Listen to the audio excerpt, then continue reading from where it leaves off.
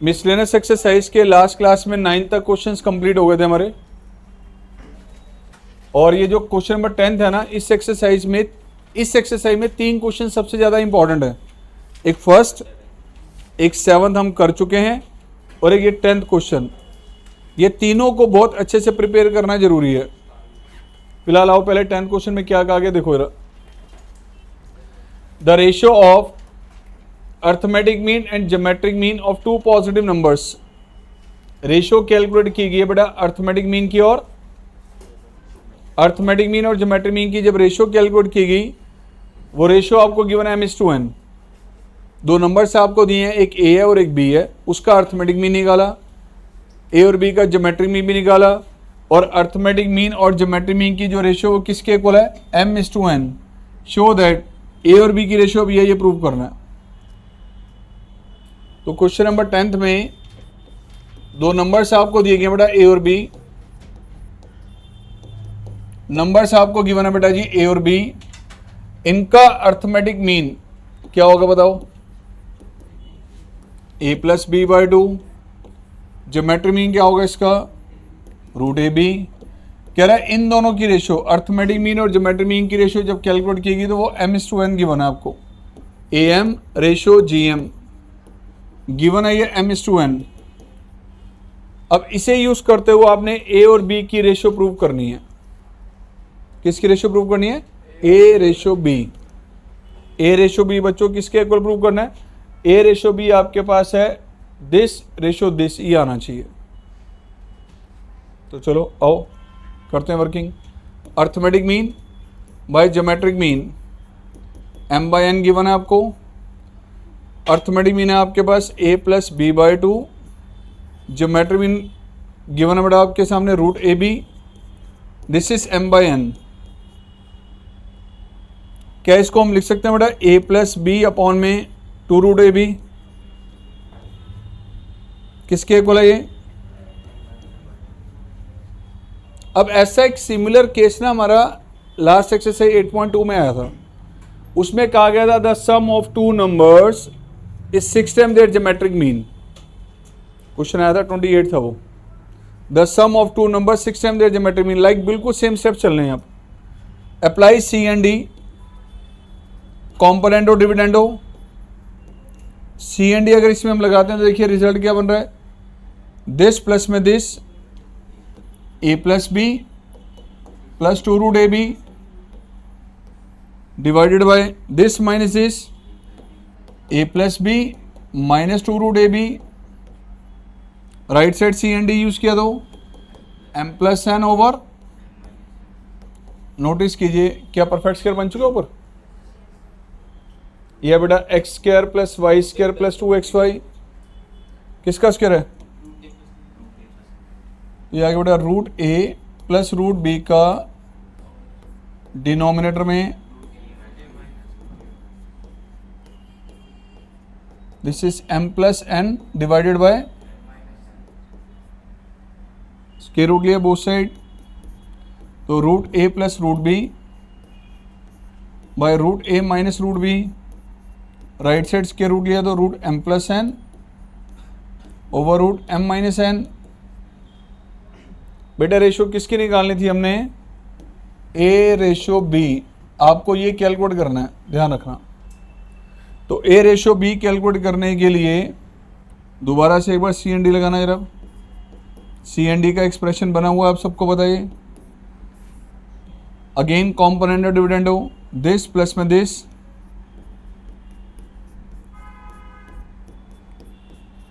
Denominator में क्या आएगा, दिस माइनस दिस,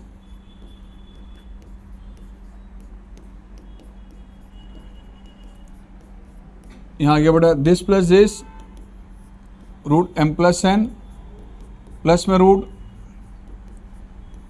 डिनोमिनेटर में √m+n माइनस रूट, कुछ कैंसिल आउट हो रहा है देखना, plus √b minus √b cancel out, लो जी 2√a आ गया। ऐसे डिनोमिनेटर में 2√b √m+n plus √m - n √m+n plus में रूट m माइनस एन, तो कैंसिल आउट। अब a और b की रेशियो चाहिए तो हमें क्या करना पड़ेगा इसके लिए, स्क्वेयरिंग, बस स्क्वेयरिंग कर दें अगर हम दोनों साइड, तो स्क्वेयरिंग करने पे बेटा यहाँ लेफ्ट में क्या आएगा, a by B, right side क्या आएगा, root of m plus N, plus में रूट, डिनोमिनेटर में रूट m प्लस एन, बस परफेक्ट स्क्वायर ओपन करो, आंसर आ गया। कैसे सर, लो यार, परफेक्ट स्क्वायर ओपन कैसे करते हैं, this is A square plus B square plus 2ab,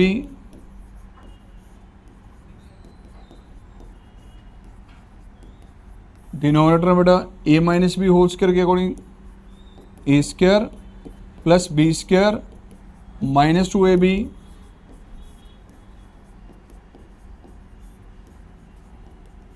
बेटा यहाँ पे प्लस n से minus n cancel out, plus में 2 रूट, इन दोनों को मल्टीप्लाई किया, डिनोमिनेटर में n से n कैंसिल आउट।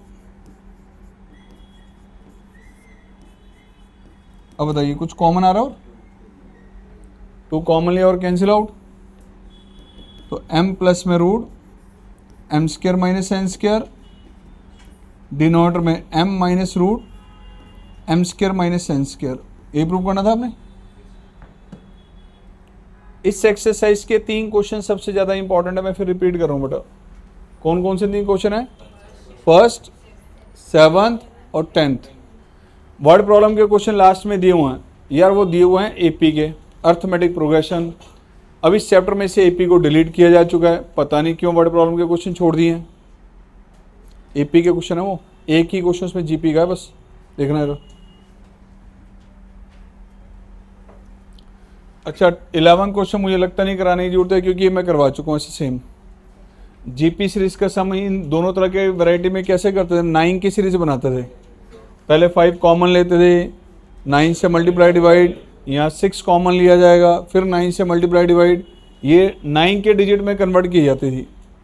किया ना क्वेश्चन ऐसे। अब 12th क्वेश्चन में क्या कहा गया वो देखो, फाइंड द 20th टर्म। बच्चों क्या निकालना है, 20th टर्म। सम नहीं कह रहा, 20th टर्म निकालनी है इस सीरीज की। 2 into 4 plus 4 into 6 plus 6 into 8 and so on, ऐसी मैनर से कंटिन्यू करके अगर एन टर्म्स है इस सीरीज में, तो इस सीरीज की 20th टर्म क्या होगी। क्वेश्चन नंबर 12 में सीरीज आपको दी गई बेटा 2 इंटू 4 प्लस में 4 इंटू 6 प्लस में 6 into 8 nth term, total n terms है इसमें। कह रहा है इस सीरीज की 20th टर्म क्या होगी, आपने ये कैलकुलेट करना है कि 820 की वैल्यू क्या है। एक्चुअली क्वेश्चन है ये जीपी का तो है नहीं बेटा, पहले ध्यान से सुनना, ये जीपी का क्वेश्चन नहीं है, एक स्पेशल सी बिल्कुल अलग हटके एक सीरीज दे दी गई है, ना ये एपी है ना जीपी है। इस सीरीज में मैनर कौन सा चल रहा है, उस मैनर को स्टडी करना है, उस ट्रेंड को पकड़ना है, नोटिस करना है आराम से। जो मैं डिस्कस करने जा रहा हूं, क्या हर एक टर्म में 2 का मल्टीपल है, फर्स्ट में 2 का मल्टीपल, सेकंड में 2 का मल्टीपल, थर्ड में 2 का मल्टीपल, तो nth में भी कितने का मल्टीपल होगा। हमें कौन सी टर्म निकालनी है, पहले आपने इस सीरीज की जनरल टर्म निकाल लो, nth टर्म निकाल लो, और जब जनरल टर्म आपने निकाल ली, उसमें अगर मैं n रखूंगा 10 तो मुझे 10th टर्म मिलेगी, n 12 रखेंगे तो 12th टर्म मिलेगी, n 15 रखेंगे तो 15th टर्म मिलेगी। कौन सी टर्म चाहिए मुझे, तो बाद में n को 20 रख देंगे। पहले आपने जनरल टर्म निकालनी है, मीन्स nth टर्म निकालनी है, और nth टर्म निकालने के लिए आपने जो आगे टर्म्स दी गई उसका मैनर स्टडी करना है, किस मैनर में चल रही हैं, ध्यान से देखना किस मैनर से चल रही हैं।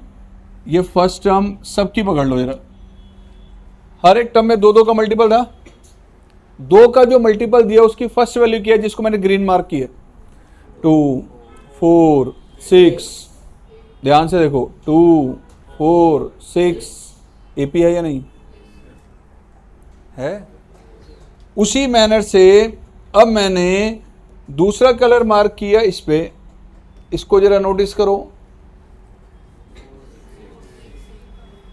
4 6 8, यार ये भी एपी है, यानी इसमें 2 का मल्टीपल है, इसमें 2 का मल्टीपल है, इसमें 2 का मल्टीपल है। सबको सेपरेटली स्टडी करें तो एक चीज को ध्यान से देखना, जब यहां पे बेटा 2 वैल्यूज का मल्टीपल है, यहां पे 2 का मल्टीपल है, यहां पे तो nth में भी कितने का मल्टीपल होगा, तो nth सम क्या होगी इसकी, ध्यान से सुनना, this one and this one. सबसे पहले इस सीरीज की nth सम आएगी 2 4 6,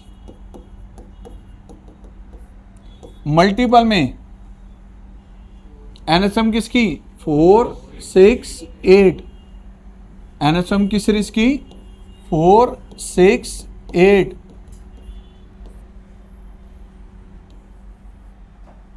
ठीक है जी। अब बताओ जो पहले वाले ब्रैकेट के अंदर सीरीज है ये कौन सी है, अब अर्थमेटिक प्रोग्रेशन एपी। एपी के अकॉर्डिंग ये जो मैंने मार्क किया येलो कलर की लाइंस, जो उसकी nth सम कंडक्ट निकाल सकते हैं इसके अकॉर्डिंग हम। फर्स्ट सम क्या है इसमें 2, कॉमन डिफरेंस ए भी पता है और डी भी पता है, तो nth सम का फॉर्मूला क्या होता है, a plus this is a plus n minus 1 into D, common difference is. उसी तरह से इसकी nth सम क्या आएगी, a plus n minus 1 into D. बच्चों ये आ गया 2 प्लस 2n माइनस 2, यहाँ क्या आ गया 4 प्लस, तो nth सम को जरा नोटिस कीजिए क्या आ रहा है, ये 2n इंटू में, तो ये आपके पास nth टर्म आ गई इस सीरीज की। ये फर्स्ट टर्म थी, ये सेकंड टर्म है, थर्ड टर्म है, nth टर्म आपके पास वो ये आ गई। सर ऐसे कैसे, अपने हिसाब से कुछ भी कहोगे हम मान लेंगे, अरे नहीं यार वेरीफाई करो, किससे कहा वेरीफाई करो। अगर ये nth टर्म है तो n की वैल्यू 1 रखने पे फर्स्ट टर्म बननी चाहिए, 2 रखने पे सेकंड टर्म, 3 रखने पे थर्ड टर्म बननी चाहिए। रखो n1, क्या आएगा ये n1 रखा तो ये आ गया 2 और यहाँ क्या आ गया 4, 2 इंटू 4 आ रहा है, क्या वही है या नहीं। n2 रख के देखो तो सेकंड टर्म आनी चाहिए, अब n को 2 रखेंगे तो आएगा 4 और यहाँ क्या आएगा 6, 4 इंटू 6 आ रहा है, यानी कि जैसे जैसे आप n की वैल्यू 1 2 3 4 रखते जाएंगे इस सीरीज की अलग टर्म्स आती जा रही हैं। ये है जनरल टर्म इस सीरीज की।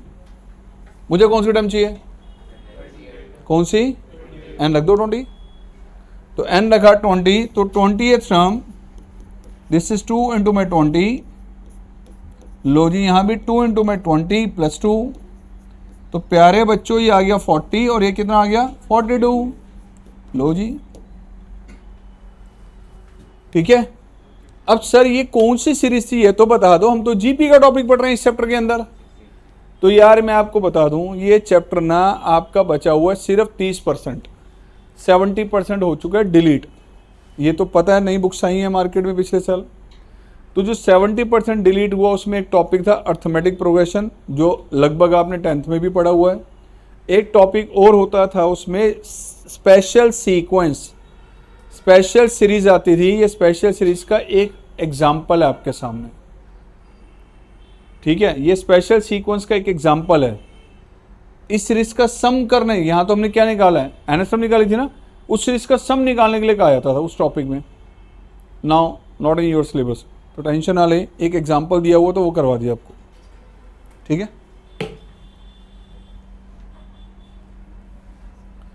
चलो अब बचे हैं कुछ आपके पास 5-7 क्वेश्चंस वर्ड प्रॉब्लम के, बड़े प्यारे प्यारे क्वेश्चंस हैं। आइए ध्यान से देखें, हैं अर्थमेटिक प्रोग्रेशन एपी के। क्या कहा गया क्वेश्चन नंबर 13 में, a farmer buys a use tractor for ₹12,000। 12,000 का ट्रैक्टर आज के टाइम में तो यार साइकिल नहीं मिलती, ट्रैक्टर मिल रहा है, बताओ पुराना समय। ठीक है, a farmer buys a use tractor for ₹12,000। 12,000 में एक ट्रैक्टर परचेज किया हमने, लेकिन वो अभी पूरी पेमेंट नहीं कर सकता, उसने कुछ पार्ट पेमेंट अभी किया और कुछ बाकी जो बैलेंस अमाउंट है उसको इंस्टॉलमेंट में पे कर रहा है। वो क्या कह रहा है, ही पेज 6,000। 12,000 का जो ट्रैक्टर खरीदा उसमें से 6,000 अभी हम कैश दे रहे हैं। कितना, 6,000। बैलेंस कितना नहीं दिया, बचा हुआ 6,000 अमाउंट कैसे देंगे। Agrees to pay the balance in annual installment of plus में भाई 12,000 का आपने परचेज किया, 6,000 उसमें से कैश अभी दे दिया, बैलेंस अमाउंट कितना था 6,000, वो भी हम नहीं दे पा रहे, तो ऐसे केस में उसकी इंस्टॉलमेंट बनवा ली। इंस्टॉलमेंट के लिए क्या कहा गया है, वो है एनुअल इंस्टॉलमेंट पे की जाएंगी 500 की, प्लस में 12% इंटरेस्ट, एंड 12% इंटरेस्ट किस पे जाएगा, on the unpaid amount. How much will the tractor cost him, अब कितने की कॉस्टिंग टोटल पड़ी हो ये बताना है। कौन सा क्वेश्चन नंबर है 13 यार। वैसे अगर हम देखें तो कॉस्ट ट्रैक्टर की कितनी थी, ठीक है जी, ये 12,000 था, इसमें से कितनी पेमेंट अभी हम कर रहे हैं, कितनी कर रहे हैं 6,000 less paid in cash. Immediately जो डाउन पेमेंट किया आपने वो 6,000 है, बैलेंस अमाउंट कितना बचा, दिस इज अ बैलेंस। इस बैलेंस को कैसे पे किया जा रहा है,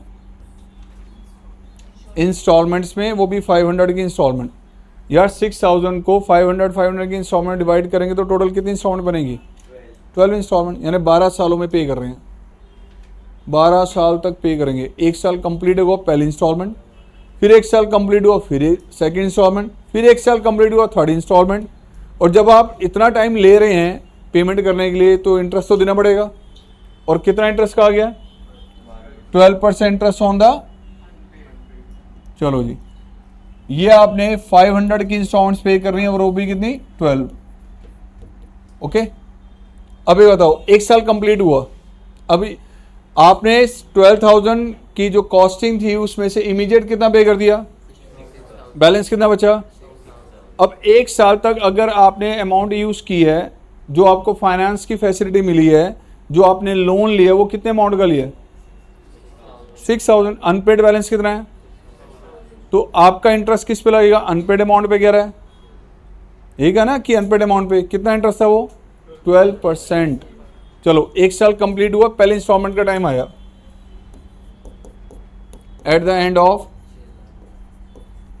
ऑफ फर्स्ट ईयर, पहली इंस्टॉलमेंट का जब टाइम आपके पास आया तो इंस्टॉलमेंट 1, फर्स्ट इंस्टॉलमेंट आपकी कितने अमाउंट की गई, 500, तो आपने प्रिंसिपल पे किया प्लस 12% इंटरेस्ट दिया ऑन द अनपेड अमाउंट, तो 500, इस अमाउंट का आपने 12% निकाला तो ये आ गया 720। ये अमाउंट आपने इंस्टॉलमेंट में पे किया, ध्यान से देख लो, ये इंस्टॉलमेंट पे किया आपने। क्या ये पूरा अमाउंट आपका प्रिंसिपल का था, नहीं, इसमें ये पोर्शन आपका इंटरेस्ट था और ये प्रिंसिपल था। जैसे ही पहली इंस्टॉलमेंट आपने पे की तो आपका ये लोन कितना कम हो गया, अनपेड बैलेंस कितना चल रहा था पहले 6,000, उसमें से कितना पे कर रहे हैं आप, 500 कर दिया, ये तो अलग था ना इंटरेस्ट, वो इसमें इंटरेस्ट इंक्लूडेड तो नहीं था ना। तो 500 की जैसे इंस्टॉलमेंट आपने पे की तो आउटस्टैंडिंग बैलेंस कितना बचा अब आपका, अनपेड बैलेंस 6,000 में से आपने कितना अमाउंट पे कर दिया, बैलेंस कितना बचा, ये अनपेड बैलेंस बचा बेटा, ये अभी आपने पे करना है अगले सालों में, ऐसे ही है ना। अब 1 साल और कंप्लीट हुआ, 1 साल फिर आपने यूज किया, eight the end of second year 1 साल और कंप्लीट हुआ तो सेकेंड इंस्टॉलमेंट का टाइम आ गया आपका, इंस्टॉलमेंट नंबर 2, कितना पे किया आपने, फिर इंस्टॉलमेंट कितने की थी 500, प्लस में 12% interest on the unpaid amount, unpaid figure कितनी चल रही थी। अब इस अमाउंट पे 12% आपने कैलकुलेट किया 660, तो बेटा सेकेंड इंस्टॉलमेंट आपने इतने अमाउंट की पे की है, बट ध्यान रहे इस अमाउंट में प्रिंसिपल इतना वापस हो रहा है, लोन इतना वापस हो रहा है, ये बाकी जो जा रहा है वो इंटरेस्ट है। अनपेड अमाउंट में से कितना अमाउंट गया 500, ये तो इंटरेस्ट था ना एक्स्ट्रा। तो आपका जो लोन का अमाउंट 6,000 था, 1 साल कंप्लीट हुआ तो उसमें से 500 पे कर दिया था, बैलेंस कितना बचा था 6,000 में से लेस करने के बाद। फिर 1 साल और कंप्लीट हुआ, सेकेंड ईयर का एंड आया, सेकेंड ईयर के एंड पे फिर आपने इसमें से अगली इंस्टॉलमेंट 500 की पे की प्लस में 12% इंटरेस्ट, राइट। कितना लोन का अमाउंट वापस किया इसमें 500, और बाकी जो गया वो एक्स्ट्रा अमाउंट किसका था, इंटरेस्ट का। लोन कितना वापस हुआ है 500, तो बैलेंस अनपेड अमाउंट कितना बचा, तो अनपेड अमाउंट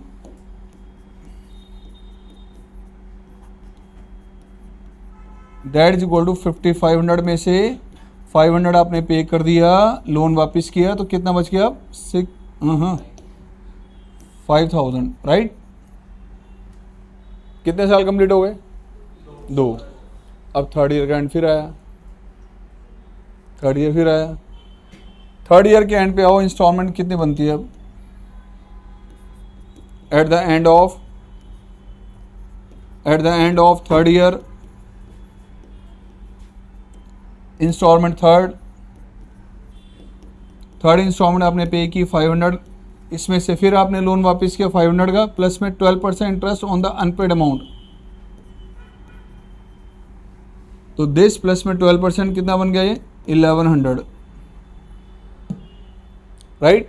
तीसरी इंस्टॉलमेंट आपकी इस अमाउंट की गई। अब एक चीज नोटिस कीजिए, पहली इंस्टॉलमेंट कितनी थी, सेकंड इंस्टॉलमेंट, थर्ड इंस्टॉलमेंट, जो आपकी इंस्टॉलमेंट का अमाउंट है एक सेम अमाउंट से रिड्यूस हो रहा है। इसमें से कितना लेस किया, तो ये इंस्टॉलमेंट आ गई, इसमें 60 लेस किया, तो कितनी इंस्टॉलमेंट जानी है ऐसे टोटल 12 इंस्टॉलमेंट, कितनी। तो अब बताओ टोटल अमाउंट आपका कितना पड़ रही है, ध्यान से देखना है, टोटल कॉस्टिंग कितनी पड़ रही है उसको नोटिस करना है। टोटल कॉस्ट आपने स्टार्टिंग में इनिशियल कितना अमाउंट पे किया था 6000, ये कैश में दिया था, प्लस में इंस्टॉलमेंट फर्स्ट कितने अमाउंट की गई थी 1220, सेकेंड इंस्टॉलमेंट कितने अमाउंट किया है, उसके बाद थर्ड इंस्टॉलमेंट कितनी जाएंगी इंस्टॉलमेंट टोटल 12 टर्म्स 12 इंस्टॉलमेंट्स, ये सब टोटल मिला के कॉस्ट पड़ जाएगी आपकी। क्या ये ब्रैकेट में एपी है या नहीं, this minus this minus 60, this minus this AP है, फर्स्ट टर्म, डिफरेंस पता है, टर्म्स पता है, सम कर सकते हैं हम लोग, एपी के सम का फॉर्मूला सबको ही पता है।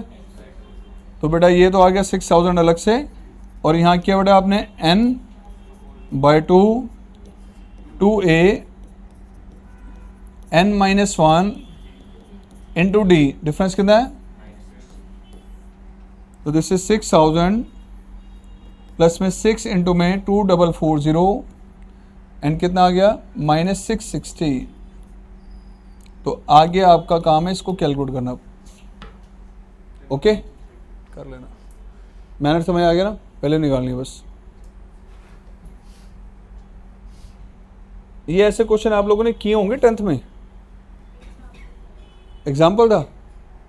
अरे हाँ बच्चे करते नहीं ना, इसलिए दोबारा 11th में डाल दिया, कोई नहीं आयो। हाँ नहीं पता नहीं, कम में होते हैं बच्चे, बड़े आलसी होते हैं। वो 100 में से 1 या 2 बच्चे होते हैं हर क्वेश्चन की केयर करते हैं, उनका स्कोर बताने की जरूरत नहीं है, उनका 100 में से 100 99 ये चल रहा होता है, पता चल जाता है ये बच्चा घर में बैठ के पढ़ रहा है। और जिनका स्कोर आ रहा होता है 100 में से 50 60, बड़ी खिंचाई करना है, ये बात समझ जाओ क्या होता है इसे। वो बच्चे छुट्टी बहुत करते हैं, उनको पार्टी ज़्यादा चाहिए होती है, उनको हमेशा बहाना चाहिए होता है। क्या हुआ, ऐसे ही होता है। एक ही ग्रुप के बच्चे होते हैं, एक 100 ले रहा होता है, एक 80 ले रहा होता है, एक 70 ले रहा होता है, एक 50 ले रहा होता है, एक के पीछे हमें पढ़ना पड़ता है। बेटा पास हो जाएगा, तू पढ़ ले थोड़ा बहुत। एक ही ग्रुप में होते हैं सारे। किस चीज़ की सोच है सब में अलग अलग, किसने कितना पाना है, किसकी कितनी भूख है, किसने कितना करके दिखाना है। किसी को भूख ज़्यादा लगी है, ब्रेकफास्ट नहीं किया, लंच नहीं किया, तो डिनर में अच्छा खाएगा। किसी ने ब्रेकफास्ट और लंच कर रखा तो डिनर में लाइट लेगा वो। तो आपकी डिपेंड करता है आपकी भूख कितनी है मार्क्स की। किसी को मार्क्स की भूख होगी ना मुझे करना है, मुझे नॉलेज गेन करनी है, वो पीछे पड़ा रहेगा इस चीज़ के। और किसी के मन में यार छोड़ रहे हैं यार, क्या पीछे पड़े रहते हैं हमेशा और कोई काम ही नहीं इन लोगों को, पास ही तो होना है। 12th में देखेंगे एटीट्यूड, ये सेट ऑफ, ये माइंडसेट जो है ना, ये बढ़ने नहीं देगा आगे। थोड़ा चेंज लाओ। जब कॉमर्स लिया था या साइंस में एडमिशन लिया था, कुछ सोच के लिया था ना, आई विल डू, मैं करूँगा, मैं करूँगी, कर रहे हैं, सोचो। डूइंग और नॉट, नहीं कर रहे तो क्यों नहीं, और कर रहे हैं तो मुबारक है, नहीं कर रहे तो क्यों नहीं कर रहे। एक ही रीज़न है, आजकल 90% बच्चों की समस्या एक ही है, वो छोटा सा खिलौना मिला हुआ हमें, जिसके साथ 5-5, 6-6 घंटे खेलते हैं हम, लेट नाइट तक उसी खिलौने के अंदर इन्वॉल्व रहते हैं। आंखें दर्द नहीं होती जब तक पूरे पेन नहीं होता, तब तक बंद नहीं करते, उसको सोते नहीं तब तक हम, थक जाते हैं, नींद आ रही तब छोड़ते हैं। अरे छोड़ दो मोबाइल, बीमारी है यार, लाइफ बन जाएगी, लाइफ बन जाएगी, पक्का बता रहा हूँ। ज़िंदगी संवारनी है ना, तो 2-3 साल के लिए मोबाइल से दूरी बना लो, बहुत ज़रूरी है। संवारनी है तो इसके साथ चिपके रहना, तो बेड़ा गर्क कर देना, इसने बेड़ा गर्क कर देगा। अब बच्चों अगला क्वेश्चन है, बिल्कुल सेम है, इसको मैं कराऊंगा नहीं, सिर्फ वैल्यू चेंज है, सिमिलर क्वेश्चन है। चेंज क्वेश्चन कौन सा, वो अगला है 15। ये देखिए, a person writes a letter to 4 of his friends. आज के टाइम में कौन लेटर लिखेगा, कोई नहीं लिखता। ये दूसरे लेटर के बारे में मत जाना आप लोग, ठीक है। क्या कहा गया, a person writes a letter to 4 of his friends, he asked each one of them to copy the letter and mail to 4 different persons। एक पर्सन ने 4 फ्रेंड्स को लेटर भेजा और उन सबको इंस्ट्रक्शन दे दी कि आप जो रिसीव कर रहे हैं लेटर, आपने भी 4-4 को भेजना है, और वो जो रिसीव करेंगे वो भी वेले हैं, वो भी 4-4 को लेटर भेजें। ये वेले लोगों की टीम है, ठीक है। वो यही कह रहा है इसमें, a person writes a letter to 4 of his friends, he asked each one of them to copy the letter and mail to 4 different person। इतना ही नहीं, आगे कह रहे with the instruction that they move the chain similarly। ये chain similar चलनी चाहिए, assuming that the chain is not broken। Chain नहीं टूटी, कंटिन्यू है, 4-4 पर्सन लेटर भेज रहे, हर पर्सन 4-4। that it cost 50 पैसे टू मेल 1 लेटर। एक लेटर को मेल करने की जो कॉस्टिंग है वो 50 पैसे मान लो। ये जीमेल याहू मेल नहीं है, ये मेल वही है बेसिकली जो हम डिस्पैच करते हैं लेटर, ठीक है। अब कह रहे हैं कि एक लेटर को मेल करने की जो कॉस्टिंग है 50 पैसे है। Find the amount spend on the postage, कितना पोस्टेज पे अमाउंट खर्च होगा, लेटर को भेजने में खर्च होगा। When 8 set of letter is mailed, जब 8 सेट आपने लेटर का भेजा तो कितना अमाउंट पोस्टेज पे खर्च हुआ। तो प्यारे बच्चों, इसमें क्या कहा गया है, एक पर्सन था ये ए, इसने 4 अलग अलग पर्सन्स को लेटर भेजा, ठीक है। अब मान लो भेजा इसने P1 को, P2 को, P3 को और P4 को।